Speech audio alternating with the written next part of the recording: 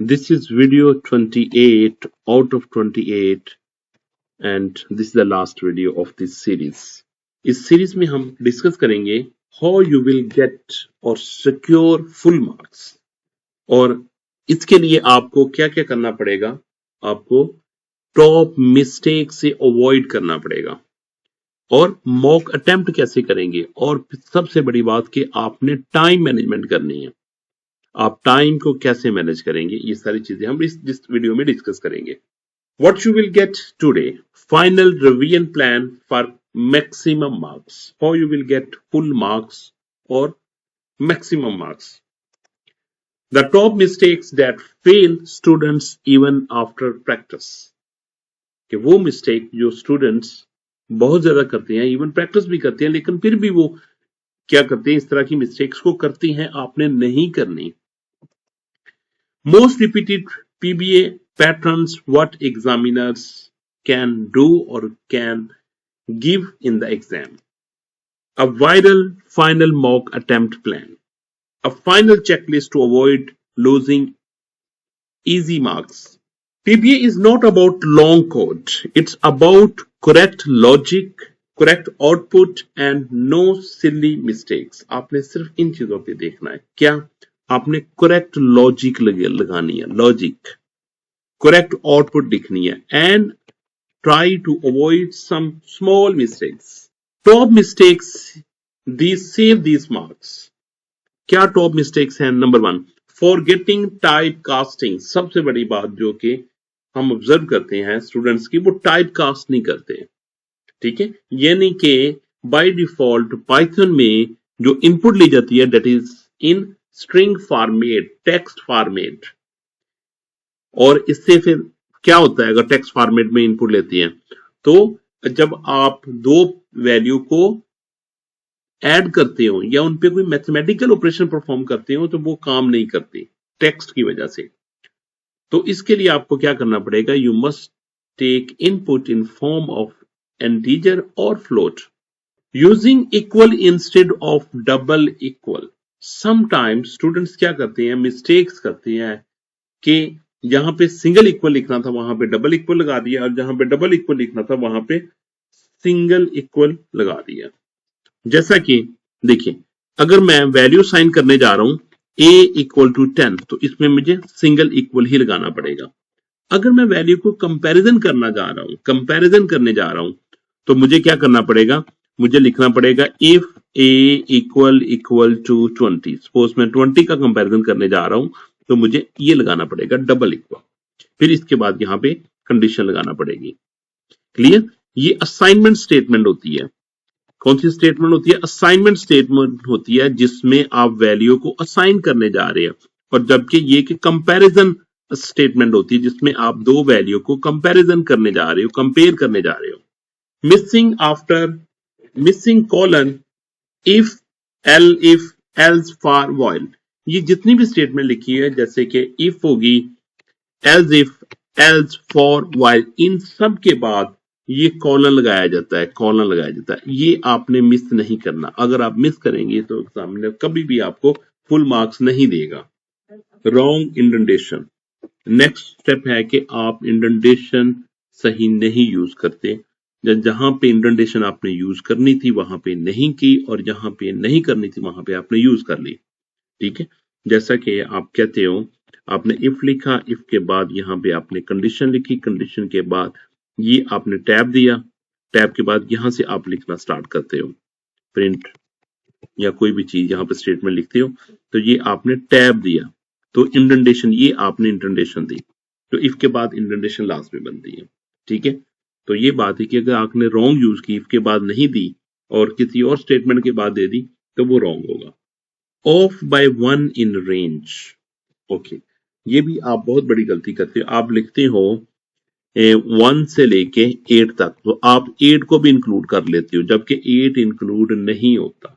ये वाला एक इंक्लूड नहीं होता, लास्ट वाला भी, यानी कि लेस देन तक होता है, इक्वल तक नहीं मूव करता। ऑफ बाय 1 इन रेंज, इसलिए कहते हैं off by 1। Infinite while loop, आप वाइल लूप की बॉडी के अंदर क्या करते हो कि उसको एंड नहीं करते, यानी कि उसको स्टेप नहीं करते, इंक्रीमेंट या डिक्रीमेंट नहीं करते, तो आपके पास लूप इन्फिनिटी को अप्रोच करता है। Division by zero without check, division by zero कर देते हो, यानी कि आप क्या करने जा रहे हो, a डिवाइडेड बाय b कर देते हो, और अगर यूजर b की वैल्यू जीरो एंटर कर दे तो then it will approach to zero, infinity mean division by zero. तो उस केस में आपको क्या करना पड़ेगा, आपको पहले चेक करना पड़ेगा कि जो जो नंबर डिवाइड करने जा रहा है वो जीरो तो नहीं है, अगर जीरो है तो वो ऑपरेशन ना परफॉर्म करे। Index out of range in list, list में आपको पता है कि इंडेक्स कहां तक मूव करता है, जितनी लेंथ हो उससे एक कम तक मूव करता है। अगर लेंथ उसकी 5 होगी तो इंडेक्स 0 to 4 होगा।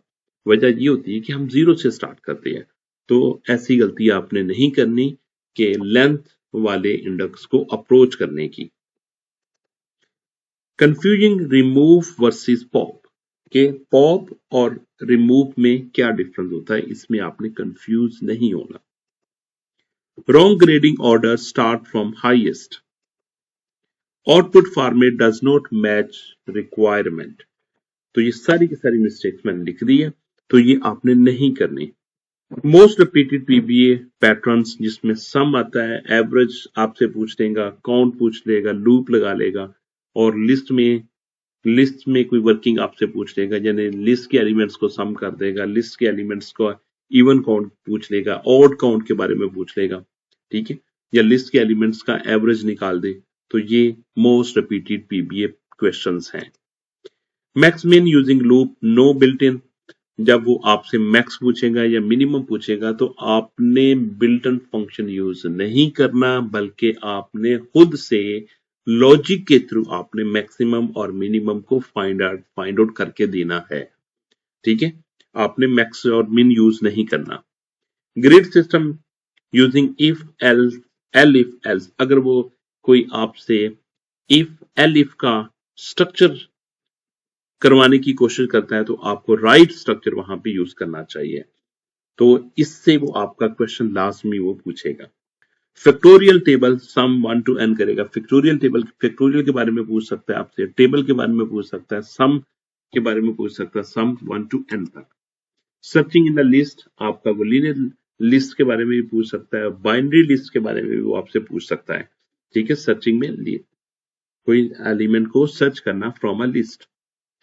Pattern using nested loop, nested loop के थ्रू वो आपसे कोई पैटर्न भी पूछ सकता है कि आप ऐसा पैटर्न बनाए, या फिर आप ऐसा पैटर्न बनाए, या फिर आप ऐसा पैटर्न बनाए। ये तमाम के तमाम पैटर्न है, इस पे सारी डिटेल वीडियो मैंने बनाई हुई है, ठीक है, तो इस पे भी वो आपसे पूछ सकता है। आउटपुट प्रेडिक्शन ट्रेस टेबल, वो आपको प्रोग्राम देगा, आपने आउटपुट लगानी होती है, और उसका ट्रेस टेबल भी बनाना होता है अगर वो कहेगा तो। डिबगिंग अ ब्रोकन स्निप्ट, आपने डिबगिंग अच्छे तरीके से करनी है, उसके बारे में वो आपसे पूछ सकता है। Final mock attempt plan, very important, number 1, use this plan for 7 days before exam, you must use. Number 1, day 1, variables plus input output casting formatting 10 short program आपने बनाने हैं, कोई से भी, ठीक है, 7 दिन पहले, या आप जब भी आप प्रैक्टिस करें, यानी कि ये कम से कम आपके पास 7 प्लान होने चाहिए। Number 2, day 2, if L if else grade eligibility max min plus 20 multiple choice question इस पे होने चाहिए।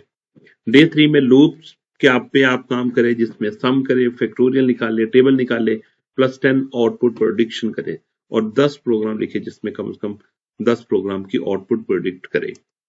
डे 4 में आप नेस्टेड लूप प्लस पैटर्न पे काम करें, जिसमें ट्राइंगल, स्क्वायर और 10 ट्रेस टेबल पे काम करें। डे 5 में लिस्ट पे काम करें, जिसमें sum, average, max, min, search and 2 mini task करने की कोशिश करें। डे 6 में debugging practice 15 snips plus speed test, ये आपने लास्ट वीक करना है। डे नंबर 7 पे फुल मॉक पेपर सॉल्व करें plus review your mistake list. Secret, right your mistake in a notebook and revise daily, आपने अपनी मिस्टेक्स को लिखना है और उसको डेली रिवाइज करने की कोशिश करनी है कि उसको इंप्रूव किया जा सके। Time management strategy very important. Read paper once 2 minute, आपने पेपर को गौर से अच्छे तरीके से पढ़ लेना है पूरे पेपर को 2 मिनट में। Attempt easy scoring part first, जिसमें आप कहते हो कि ये आपको इजी है और आप इजीली कर सकते हो, उसको आप सबसे पहले अटेम्प्ट करने की कोशिश करें।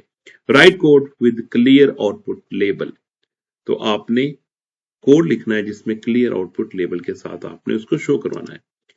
If stuck move on and come back, अगर आप किसी भी क्वेश्चन पे स्टक हो जाते हो तो ज्यादा टाइम वेस्ट करने की जरूरत नहीं है, तो आप दूसरे क्वेश्चन पे उसकी जगह छोड़ दें और नेक्स्ट क्वेश्चन पे मूव कर दें। Final 5 minutes check type casting indentation output format.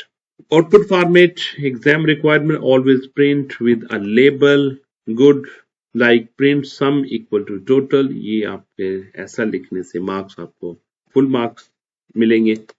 Bad print total आप लिख लेंगे तो वो आपको कभी भी फुल मार्क्स नहीं देगा, वो आपके मार्क्स लास्ट में काट देगा अगर इस तरीके से लिखेंगे तो। If question asks words like found, not found, print exactly. Mean if question asks pattern, check rows and columns. Correct input plus correct typecasting आपने करनी है, correct condition and range लगानी है, correct indentation and columns लगाने हैं। Output matches required format के साथ, avoid division by zero and index error से। Quick self test with small values. No, you are ready. Practice smart, not just more. Please do it very well. If you have any question, please write me. I will help you. And congratulations, you completed the full 28 by 28 PBS series. Now solve 2 papers daily plus review your mistakes.